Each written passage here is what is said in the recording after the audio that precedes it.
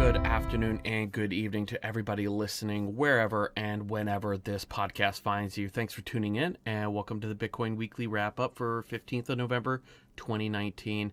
This week's wrap-up is once again brought by eToro. It's a really cool platform that lets you buy and sell Bitcoin safely and securely, and they actually existed prior to Bitcoin, and they offer tools for both new traders to experienced traders. So say that you're new to trading, you can actually use their copy trading program on their site, and this basically lets you allocate a certain percentage of your portfolio to multiple or one or whatever successful traders that you find, and it just automates it. So whenever they trade an asset, so do you. You could find guys who know what they're doing, and you get the benefit of their experience, but they also get a small percentage of what you made off of them. Everybody wins. And if you go to didyouknowcrypto.com/ETORO, that's /eToro, you will get $50 for free. So once again, everybody wins. They know that you came from the site. So please do that and show some love to our sponsor. So let's look at the price as of 12:56 p.m. and the 15th of November here. We are at 84.84. So nice little round number there. Before we get into the first story, there's a piece of clarification from the IRS this week that dropped on the 13th. And I've talked about this IRS basically guidance for the past few wrap-ups or in past few wrap-ups. And they had previously stated that airdrops were considered income, which means if you're, let's say, holding an Ethereum address and a token just dropped, their token evenly to every Ethereum holder that held their own private keys, then that was actually considered income. And you had to report that. And if you held an Ethereum address, in 2018, after they gave this guidance, or before they gave this guidance, you'd still have to go back and do all that kind of good stuff. Apparently, they clarified to say that when a project drops free tokens to private key holders, they actually don't apply. So airdrops don't qualify as airdrops, I guess. So that's just pretty beautiful. Counsel for the IRS, legal counsel for the IRS, has also stated, although it's actually not written, that like-kind exchanges, even before the guidance in 2018, doesn't apply. So prior to, in like 2013, 2014, let's just say you had $5,000 worth of Bitcoin and you traded for $5,000 worth of Ethereum at launch. Prior to that, everyone just kind of took it the way that property works. So if I have a $150,000 house, you have a $150,000 house, we trade it. There's no actual income there because you're just trading a like-kind exchange.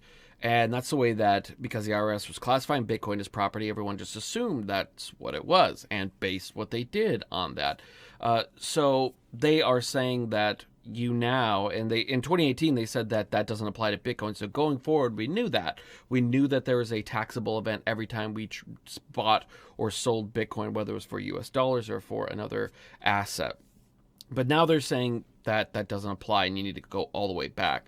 To me, it's always ridiculous to backdate these events when there was no guidance at the time. And there's quite a few people that would have likely changed their behavior to plan their investing, their trading, all this kind of stuff to match what their tax implications would be. People doing this at a smaller level, it's not such a big deal, but people doing this at a really big level, going on the idea that it's a like-kind exchange because it's classified as property, you could be looking at a really big back tax bill. If this does apply to you, you need to go back and do that. I got a letter because of the way that I reported. I wasn't underreporting the amount of money I made it. I didn't file the right form alongside of my report. And so it's just been a nightmare, and I'm actually still not even through that. So please go back and do that. Don't forget about it and then wait for them to actually come after you, because when they do that, you get interest, you get penalties. It's not a fun day. So let's look at the first story of the day. UPS announced that in partnership with HerdX, they had tracked, monitored, and delivered a beef shipment using their partner's blockchain-based tracking program from Kansas to a steakhouse in Japan. So I'm wondering how long it's going to take for people to realize that these uses are just a waste of time. It's a reinventing of the wheel that doesn't need to exist. let's go over quickly why this is so. Bitcoin uses blockchain so that the entire history can be validated, and thus individuals, myself, yourself, whoever's watching, around the world can ensure that the transactions are valid. So that if you send me 15 Bitcoin to buy a house, you aren't trying to screw me over and actually never held that Bitcoin, or you set that off and you're trying to double spend it. This is so we don't have to trust third-party intermediaries like banks or payment processors. We all have the incentive to not collude and allow, and miners do as well, to allow these transactions, invalid transactions, to be validated, because we want to be able to trust that transaction. And all the transactions that are sent to us are actually valid. This person actually has what they say they have, that they sent me, what they say they sent me. The entirety of the network is incentivized to promote truth. So this is a decentralized network. There's no central authority that can become corrupted and provide bad data. In the logistics and shipping world, there are hundreds of providers who have programs that track shipments already. They provide data on the current location. They show when it's delivered. This has been around for a while. It's not like they were just putting stuff in a cargo ship up until now and just hoping and waiting for a call for someone to say, okay, I got it. The stuff already exists. So these things like HerdX, things like all these blockchain logistics, applications. These are all, for the most part, centralized systems that offer an attack vector that Bitcoin does not offer, that being a single point of failure, which is the company that runs the systems, which is the servers that the company has that runs this blockchain. If that company is hacked, or members of the company on the inside decide not to provide accurate data to their clients, those clients will suffer, lose money, lose shipments, or all of the above. So, quote unquote, blockchain tracking offers really no benefit over previous systems, as they are usually all centralized systems themselves, or what we call permission blockchains. They require permission to join, they require permission to participate. On the other hand, permissionless blockchains like Bitcoin require no one for you to download a wallet, spin up a node, and start accepting and sending transactions. It means that anybody in the world, whoever wants to, can actually help to validate and make sure that the validity of the blockchain is actually good in a permissionless system. With these permission ones, they don't. The only people that are validating them are they themselves, or maybe the company that they're working with also. But, if they really... I don't want to get too deep into it, but it offers really no benefit over what's already happening, because you're just trusting a centralized third party to tell you the truth with their version of an Excel spreadsheet tracking program, or you're trusting them to provide you with the truth on a blockchain that they control. So with a permissionless blockchain, you have all of the downsides. Or I'm sorry, with a permission blockchain, you have all of the downsides of the current system with... I'm sorry, I kind of lost track there of, I thought that my video had bombed out there. But anyways, what was I saying? Oh yeah, with permissioned blockchains, you have all the downsides, all the problems of the current centralized systems, with only the use of a buzzword, blockchain, as really this value add to it. If HerdX was compromised, those beef shipments are also compromised, or at the very least the data. And at the worst, the shipments could be rerouted, and stolen ones would be showing fake data up to being marked as delivered when they're actually not delivered. Even if they went permissionless, they would be vulnerable to 51% attack, since they would be very small and cheap to attack, with a small amount of investment in hash power to do so. Besides that, Bitcoin's security model needs energy to be expended to mine. So that is what makes it difficult for attackers to ever get to the point that they can attack the network, and disincentivizes them from doing so, because the money is so important. Beef shipments are not that important. I mean, they do have value and all that kind of stuff, but in terms of securing the data it's reporting, it's not that valuable compared to money. Also, let's recognize that Bitcoin is native to the digital network. What these blockchains are doing with the beef shipments is tracking a physical object, a digital representation of a physical object. With Bitcoin, you can't separate a UTXO, an unspent transaction output. That is which we actually call the Bitcoin in your wallet or whatever, is a UTXO set. You can't separate that from the Bitcoin network. But, because it's all like the Bitcoin network is actually Bitcoin, right? With this, the HerdX network is basically just whatever data that they say is the truth is on there. And then you also have completely really separated from that is the actual physical object. You can easily swap a tracking code or GPS device that transmits location data from the box holding the beef to a box holding underwear. There's no way to securely immutably tie the physical and the digital together in the way that Bitcoin does with it's 100% digital. It's totally intermixed. You can't separate the two. But you can separate that beef shipment from the digital representation of what's showing on that permission blockchain. So the next story is about China's digital currency. A few weeks ago, we talked about how China's central bank had announced that they're pursuing basically a digital yuan on a blockchain, which is going to be permissioned as well. But they had some recent announcements to include plans for a quote-unquote balanced approach to privacy and anti-money laundering. It might be butchering his name, but Shengshen Mu, the head of research for the PBOC, the People's Bank of China, their digital currency wing, said in a speech in Singapore, I'm all tongue-tied today, in a speech in Singapore that the PBOC wouldn't quote, seek full control of user personal details, unquote, while providing the ability to counter money laundering and illegal activities. And this is really just double talk, as they will control access, as they always do and already do, to the financial services that are available to citizens. And they may not require full download of personal details, like data, city of birth or mother's maiden name, to create a wallet or an account or whatever, however this works out.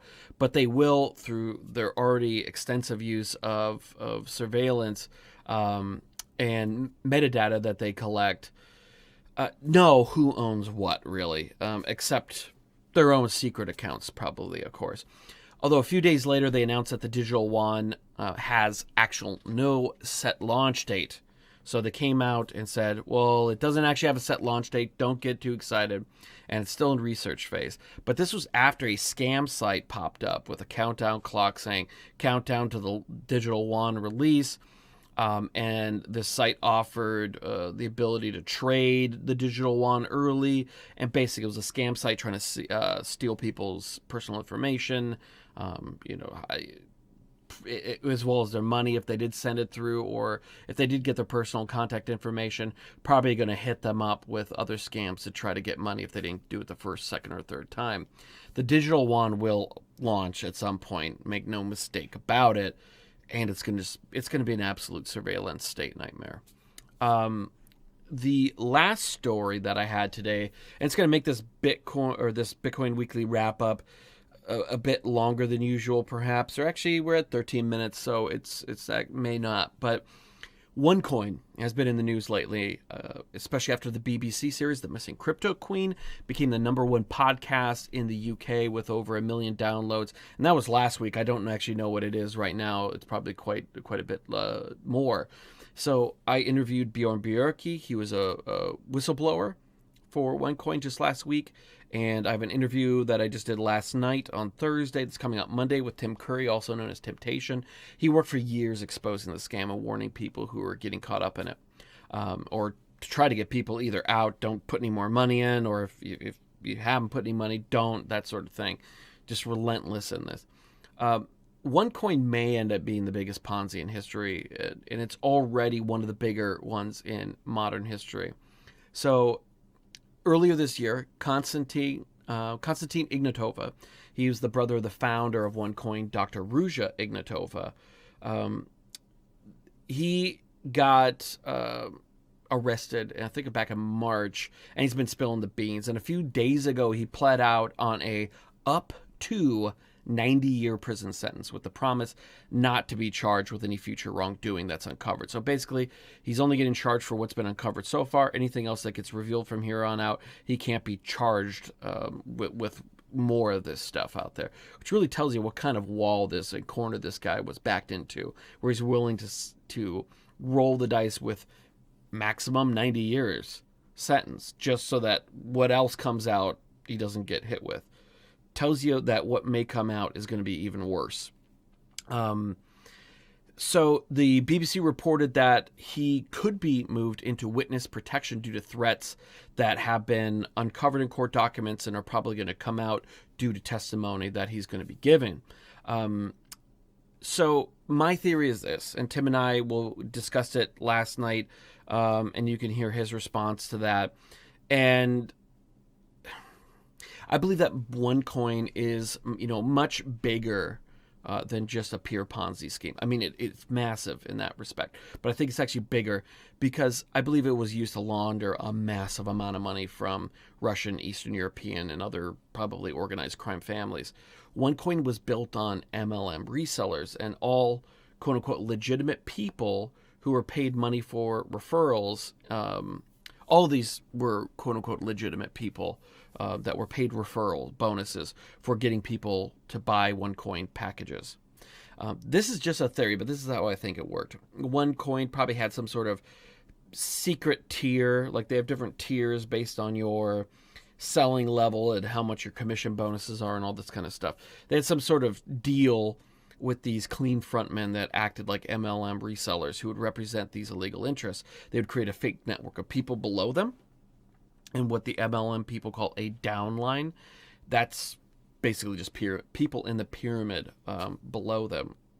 And money would appear to be coming up from all these average people that were signing on. And then OneCoin would pay them more than the average, like 10% or 20% bonus.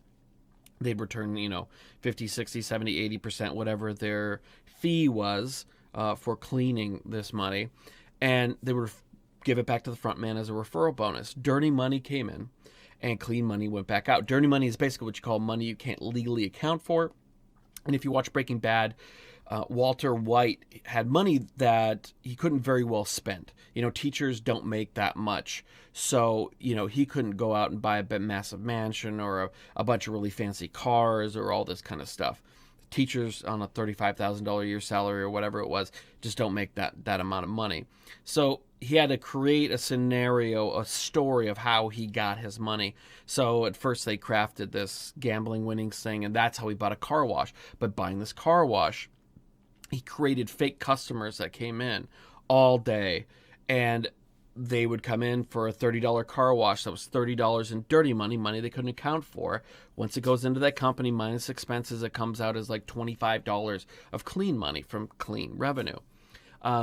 So, organized crime through OneCoin would likely probably set up these offshore businesses and shell corps that receive money from the clean frontmen in the form of these referral commissions from OneCoin and move around and come out, moving from different shell corps and different businesses and come out in just various businesses that could buy real estate or pay out consulting fees, whatever it may be, so that people that are higher up in the organization can make money that's accounted for and clean from clean legal sources.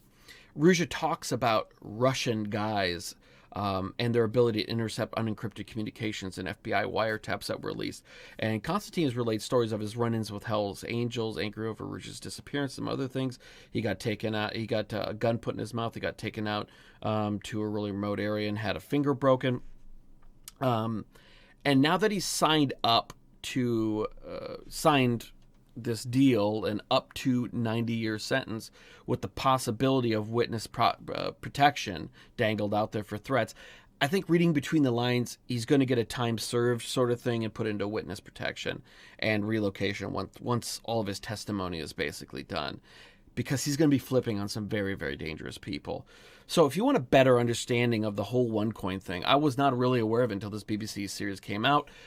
You can go to the show notes at didyouknowcrypto.com. That's didyouknowcrypto.com/wrapup13 for Wrapup 13. And I'll put the link to the BBC series, or if you just want to Google it, Google BBC missing crypto queen. Or if you're watching on YouTube, right below in the description, it will be down there. So tune in on Monday, by the way, to hear a very extensive interview that I have with Temptation. Also, his real name's Tim Curry, who was involved with this OneCoin or exposing OneCoin for about 5 years now almost. But I think you guys are going to really enjoy that episode. But that's it for the weekly wrap up. I want to thank you guys for listening. So please subscribe. Ooh, where am I? Yep, over there. If you're in YouTube, it's going to be down in the lower right-hand corner. If you're on mobile, it'll be kind of right there along the bar below the video. You could also go and subscribe to the podcast on whatever podcasting listening app or software that you use. And if you use Apple on iTunes, please leave a written review and 5 stars. I'd really appreciate that. And if you go to didyouknowcrypto.com/platforms, you'll find all the different podcasting platforms right there. Also, show some love to my sponsors, eToro. They offer the best place to buy, sell, and trade Bitcoin with the largest trading community. They offer low fees and high security. So head over to didyouknowcrypto.com/eToro and get your free $50. Thanks for watching, and have a great day.